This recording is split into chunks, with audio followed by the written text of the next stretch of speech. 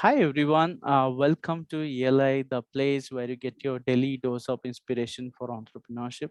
And today we have with us Miss Tanya Swetta, who is the founder of id8 Media Solutions, which is a digital marketing and PR agency based out of Mumbai. Hi Tanya, welcome to ELI. Hi, Priya. Thank you so much for having me here today. I would request you to introduce yourself to our audience. Sure. My name is Tanya Swetta. I am the co-founder and CEO of id8 Media Solutions. It's an integrated marketing communications company.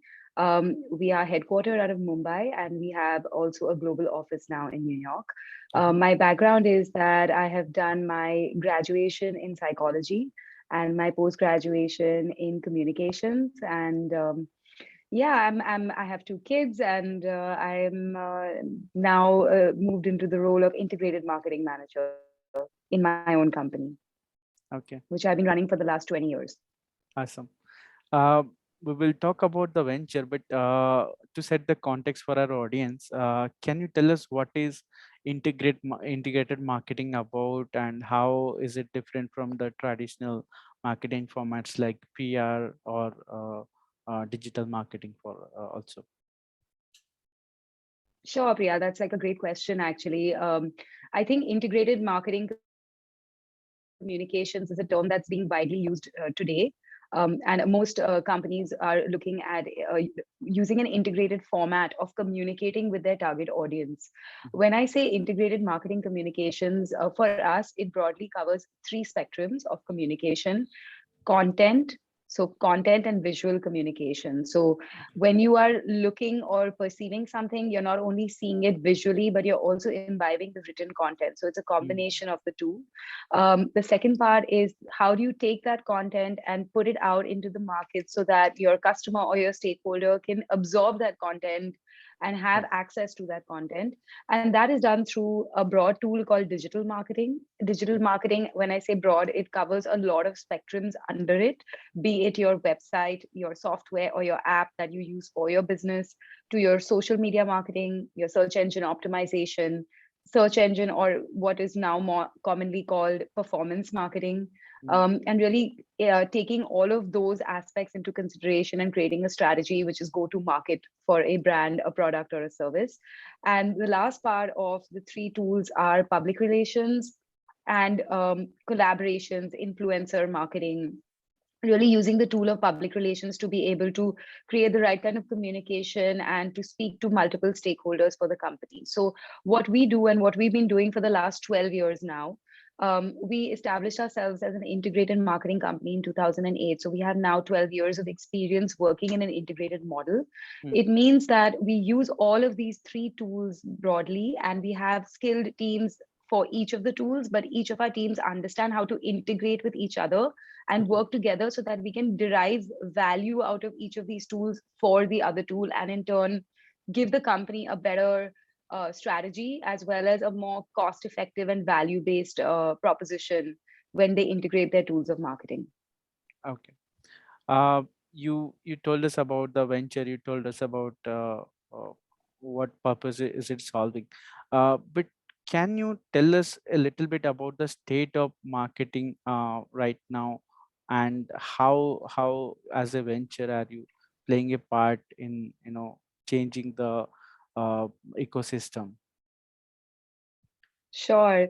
So I think, Priya, the company id8 was founded in 2001 at a time when digital marketing did not exist.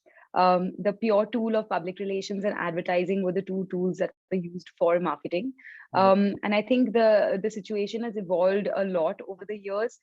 2008 is when we became integrated, and the whole purpose of us being integrated is because our only goal is that we can speak well to our customer. So our brand's customers who we're talking to, we're not talking to our brand. Mhm. In today's market, India is one of the largest growing economies, as Mm. you yourself have said. And Yeah. it's an exciting time because there is so much innovation and entrepreneurship in our country, which just needs the right guidance and the right kind of team to be able to pull together and offer companies that are either startups or entering into the market, most of these companies do not have budgets to have a experienced team of marketers behind them in order to help them reach their vision or their goal and their trajectory for their brand. So this is really where I feel like at id8 we are being able to offer startups and newer younger companies a team of experts that come with a combined experience of maybe 20, 30 years plus, and bring that to the table for them and help them in their journey to be able to reach their true potential.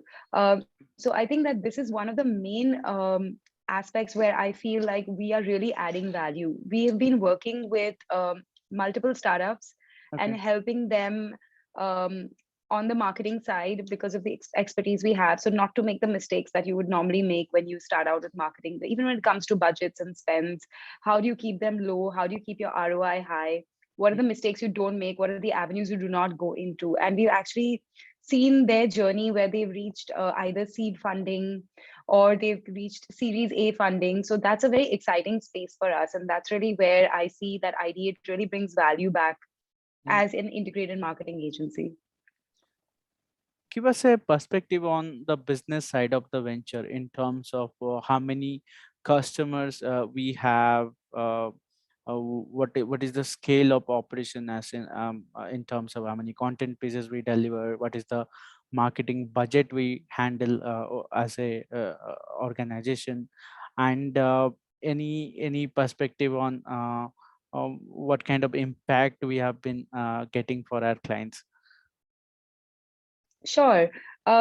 So I think, firstly, I think we are an India-based, grown entrepreneurial company that has now stepped into the global arena with our first global office Hmm. in New York, United States of America. Um, we have a range of clients. I would say that our clients range from anywhere to 80 to 120 clients that we service on a continuous basis and work with them um, quarter by quarter, annually, and maybe even for 10 years plus with some of our clients in terms of long-standing relationships and helping them build their narrative within the market. Um, we when it comes, you had an interesting question that you asked, how many pieces of content do we deliver? So I think that when we look across the tools of our marketing, we are constantly delivering content across different aspects, basis what the goal of the company is at that point in time. We have long-term goals, we have short-term goals. So the long-term goals obviously require a very sustained approach to the evolution of the content as well. And our short-term goals are very viral pieces of content that we then produce in order to be able to take it forward and on the back end technically market it out to a very large number of people. Our operations in India are pan India. We have a team of 80 plus experts um, across the three verticals that I mentioned, being content and design, digital, and public relations and marketing. And of course, in the United States, the idea for us to have our first global office in the United States is because we would like to bring a lot of value and a lot of learning that we gain from an evolved market in marketing like the United States to India so that we can help further enhance and establish and give our brands a lot of innovation in terms of the way they look at their marketing. So, I mean, an average ticket size for us, um, we work with both multinational companies as well as startups. So, our range is actually very, very broad in terms of ticket size. Um, it also really depends on the goal of the company and what are the tools out of this marketing mix that they really require immediately in order to kind of, in some cases they require maybe one immediately in order to kick off. This could be basis budgets that the brand has, and the brand needs to work within a certain type of business plan.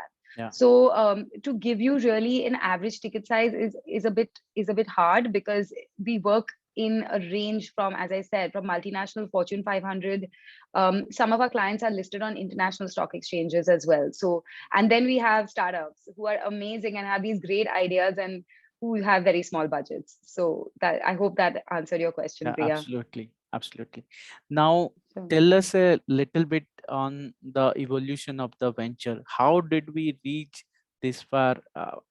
If you can start from how we started, what was the first day like, how was our first customer acquired, what was the story behind it, and take us through the evolution. Sure. Um, so I think I've always been a very avid reader. Even as a child, I have enjoyed reading multiple different types of books and different types of content across the board. And as I went into college, so I had a great childhood, brought up by my mother, who is an entrepreneur herself. So maybe that's really both my parents were entrepreneurs. My father passed away when I was very young, but my mother is one I have seen grow and develop her business. Maybe that's the seed. So when I went into university, into college, I was very drawn towards psychology. And I went ahead and I did my major in psychology and philosophy. So all of these factors combined really made me realize that I'm very excited and passionate towards communications, which is where I went ahead and did my post graduation in communication. And I worked with a public relations agency at that time. As I mentioned, 2001 is when I set up the company. So while I was studying, I started working with a public relations company. Also, I just want to bring in my work ethic. Basis what my mother has taught me is that I started working from the age of 16. Okay. I was working with her in her business and had to earn my money right from there. So I think an entrepreneurial spark for parents out there, it'd be interesting to see how they can bring it into their kids early in their life. Um, so once I did my communications course and I was working with an agency, I was pretty much burning the candle at both ends, maybe working about 18 hours a day. And after a year, even though you're young and ambitious, there is a burnout phase. So which Yeah. at which point I did take a break and said that I need to step back and think about what I want to do, and how I want to proceed with my career. And at that point, I had an opportunity. So I think an opportunity is something you should never leave. Of course, at that point, it was very exciting for me to get an opportunity to work with a brand on their public relations mandate, a hospitality chain that today is one of the largest hospitality chains in India. Okay. And that was really my first client that I started working with. It was so as a first day, I would say the first phase was extremely exciting. I've always been passionate. I always believe I'm a very optimistic person. I also do not believe in making a challenge a problem. I think a challenge for me is an opportunity. So though it was very scary because I was on my own and this was the first time, I was very thorough and I made sure that I covered all my bases and did not leave any stone unturned in terms of the kind of quality output that I wanted to give to my client. Hmm. And I think all of that combined resulted in an extremely good result and a solution to the brand. And what happened was that word of mouth started for me right then and there.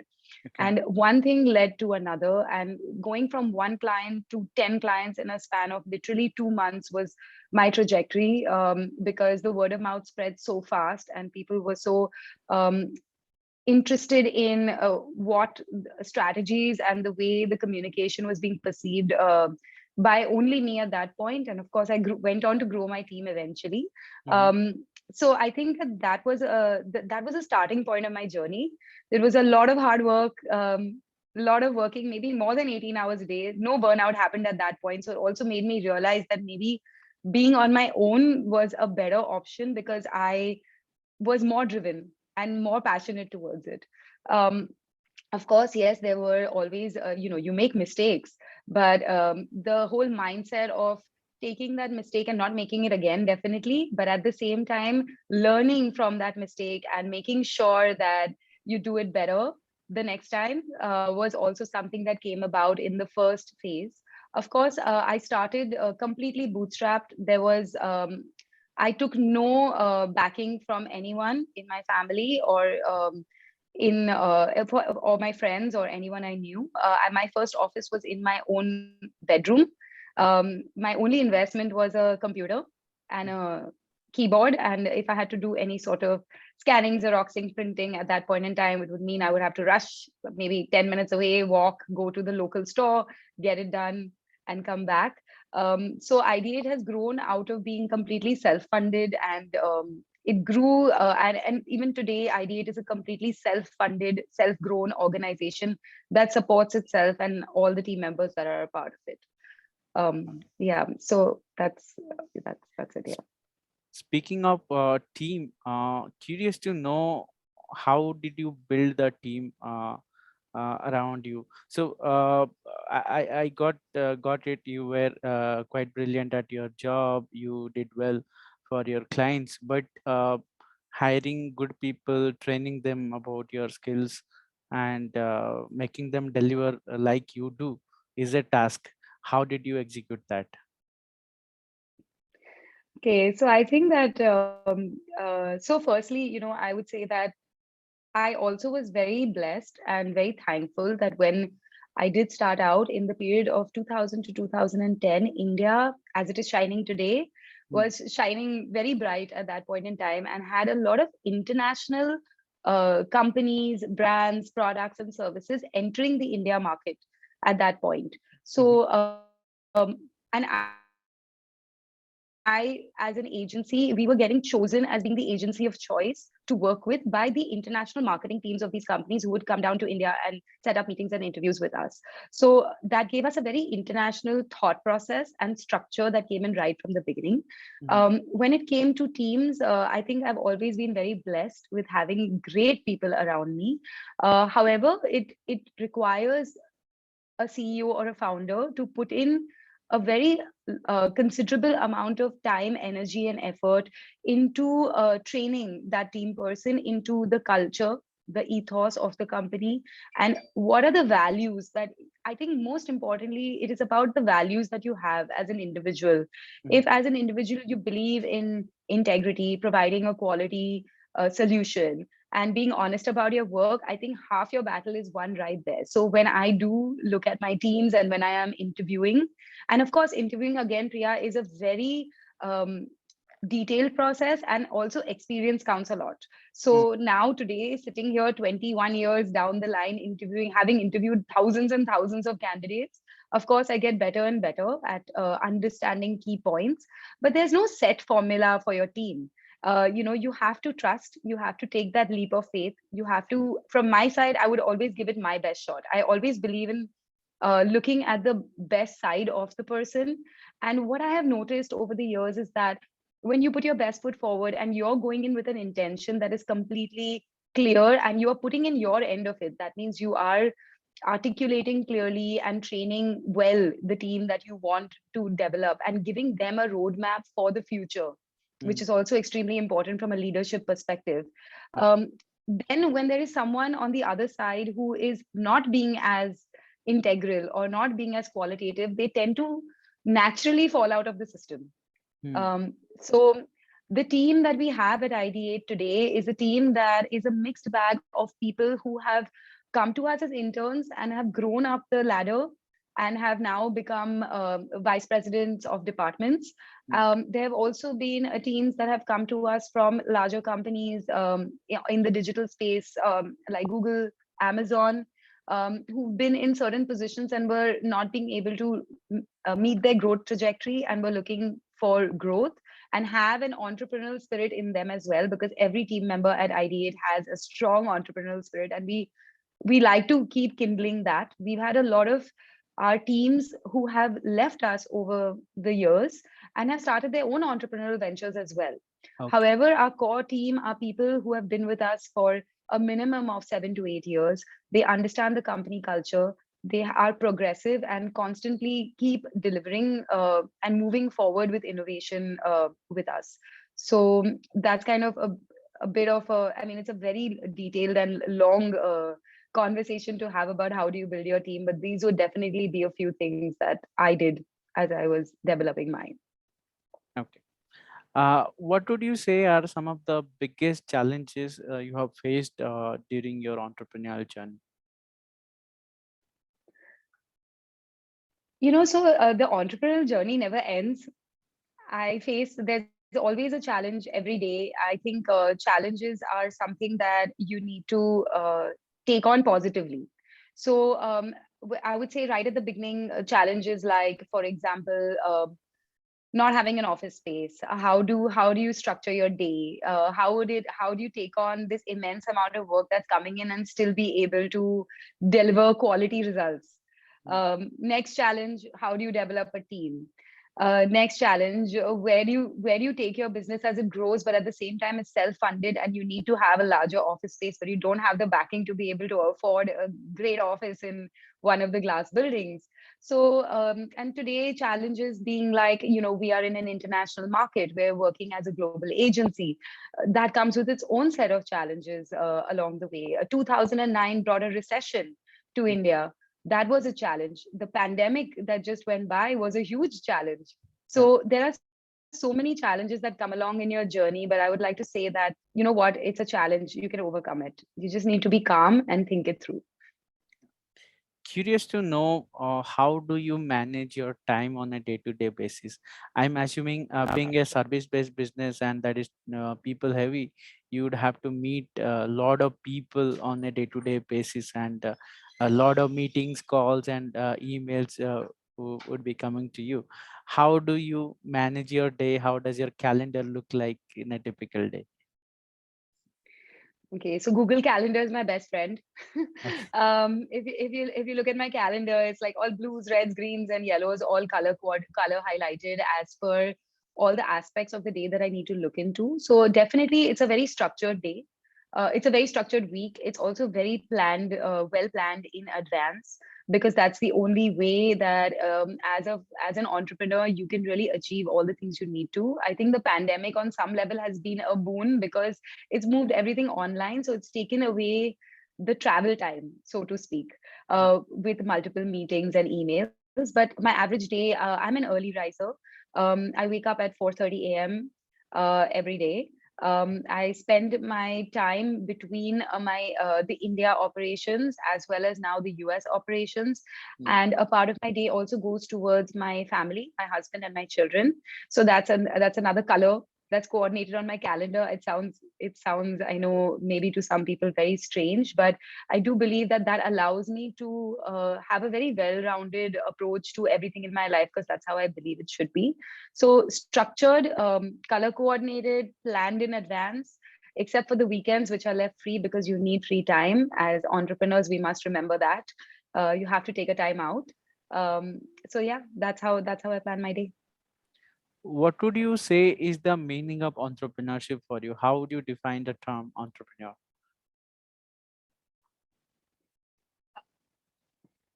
No, there's not a sentence that can describe this. I would say I would use adjectives like being extremely passionate, ambitious, driven, up to challenges, hard skinned, Mm. and overall being an extremely good human being, and having wanting to have the ability to give to others, so and so therefore you will get. um, so an entrepreneur is somebody who is constantly striving for new visions and new successes and new heights all the time. Okay. I think that's my meaning of entrepreneurship to me. Okay. Final question for you. As an entrepreneur, you face a lot of challenges and you get some learnings out of it. And some learnings you get the hard way. Uh, and if you learn, probably you would have learned those learnings from others' mistakes. Probably you wouldn't have gone through those learnings by yourself, or you could have avoided those steps. So we, as a lot of our audience are future entrepreneurs, they want to learn from other entrepreneurs and mainly from their mistakes. So what would you say are some of the mistakes that could have been avoided, or can be avoided by any entrepreneur out there, and what are the learnings out of it? Sure. um, so very candidly, I think the first thing as an entrepreneur, when you're doing well and you're at the top, do not forget there's someone right behind you. Don't Okay. forget, keep working, keep striving, keep moving ahead. Even though you believe that that is your epitome of success, if you are a true entrepreneur, you will want another success. So Hmm. that's the first learning. Do not stop. Look, if you look behind you, there are a lot of people who want to be in your position. Second, I think a learning, which is something that I have been through, is that do not over leverage yourself. Make sure that you have a very balanced approach to your projections. Definitely have projections that go beyond. Normally, when you make projections, you'll say, hey, okay, 1 year projections. No, you must have a 3 year goal in mind and a vision in mind, and you must make your projections accordingly. Keep in mind the economic scenario, which is extremely volatile at the moment. So sometimes your idea, product, or service may be amazing, but if the economic environment is not allowing you to sustain it, that is something that you must have in mind when you're making your projections, so that you do not over leverage. um, I think a third very important piece of advice, which I have followed and practiced, and it's not something that I've made as a mistake, but I feel is extremely important, is every relationship in your entire journey that you make, be it the watchman of your building to the CEO of the largest Fortune 500 company in the world, is Mm. extremely, extremely important. Nurture your relationships. Do not expect a result from your relationship right away. Do not even expect any result, Mm. but nurture those relationships and always keep those relationships going, because you never know where they're going to come and hold you in good stead. Absolutely. Would be These would be some of them, definitely. Well, on this note, I think we have come to the end of our session. Thanks for your time, Tanya, and our pleasure hosting you on this platform. I would say my best wishes for id8. Thank you so much, Priya. And as you mentioned, I mean, I really appreciate you taking the time out to do this interview. And I would like to say that, I never had a mentor. So if there's anyone on your network that you feel would like to avail of some advice, I am happy to do that on my email address at any time for ELI subscribers. Thank you, Tanya. Have a good day. Thank you. You too, Priya. Thank you. Bye bye.